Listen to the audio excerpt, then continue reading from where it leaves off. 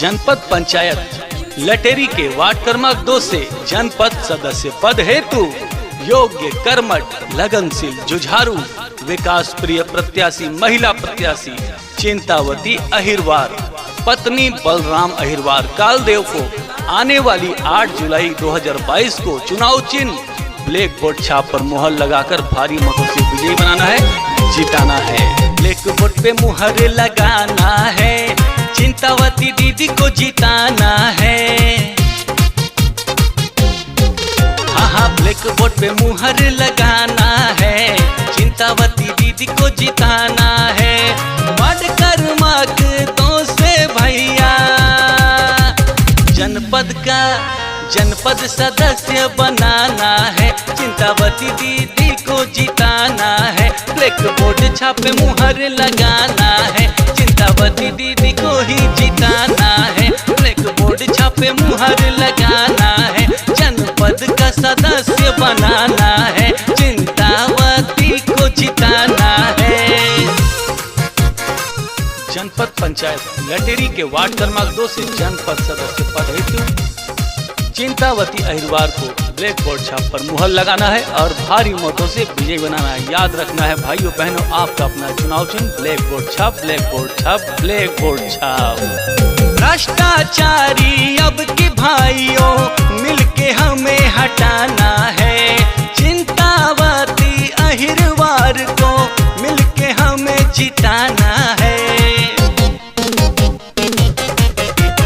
भ्रष्टाचारी अब की बहनों मिलके हमें हटाना है, चिंतावती अहिरवार को मिलके हमें जिताना है। ब्लैक बोर्ड छाप में, हाँ, ब्लैक बोर्ड छाप में मुहर लगा के चिंतावती को जिताना है, चिंतावती अहिरवार दीदी को मिलके विजयी बनाना है। ब्लैक बोर्ड छाप में मुहर लगा के चिंतावती को जिताना है, चिंतावती दीदी को ही जनपद सदस्य बनाना है। जनपद पंचायत लटेरी के वार्ड क्रमांक 2 से जनपद सदस्य पद हेतु चिंतावती अहिरवार को ब्लैक बोर्ड छाप पर मुहर लगाना है और भारी मतों से विजयी बनाना है। याद रखना है भाइयों बहनों, आपका अपना चुनाव चिन्ह ब्लैक बोर्ड छाप, ब्लैक बोर्ड छाप, ब्लैक बोर्ड छाप। भ्रष्टाचारी अब के भाइयों मिलके हमें हटाना है, चिंतावती अहिरवार को मिलके हमें जिताना है। भ्रष्टाचारी अब की बहनों मिलके हमें हटाना है, चिंतावती अहिरवार को मिलके हमें जिताना है।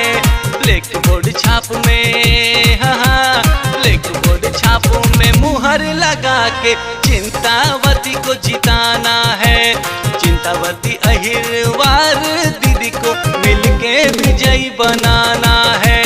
ब्लैक बोर्ड छाप में मुहर लगा के चिंतावती को जिताना है, चिंतावती दीदी को ही जनपद सदस्य बनाना है। जनपद पंचायत लटेरी के वार्ड क्रमांक 2 से जनपद सदस्य पद हेतु योग्य, कर्मठ, लगनशील, जुझारू, विकास प्रिय प्रत्याशी महिला प्रत्याशी चिंतावती अहिरवार पत्नी बलराम अहिरवार कालदेव को आने वाली 8 जुलाई 2022 को चुनाव चिन्ह ब्लैक बोर्ड।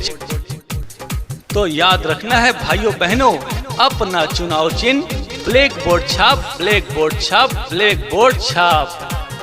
जनपद पंचायत लटेरी के वार्ड क्रमांक 2 से जनपद सदस्य पद हेतु योग्य, कर्मठ, लगनशील, जुझारू चिंतावती अहिरवार पत्नी बलराम अहिरवार कालदेव को आने वाली 8 जुलाई 2022 को चुनाव चिन्ह ब्लैक बोर्ड छाप पर मुहर लगाकर भारी मतों से विजयी बनाना है, जिताना है। याद रखना है अपना चुनाव चिन्ह ब्लैक बोर्ड छाप, ब्लैक बोर्ड छाप। विकास कराना है तो चिंतावती अहिरवार को जिताना है, ब्लैक बोर्ड छाप पर मुहर लगाना है।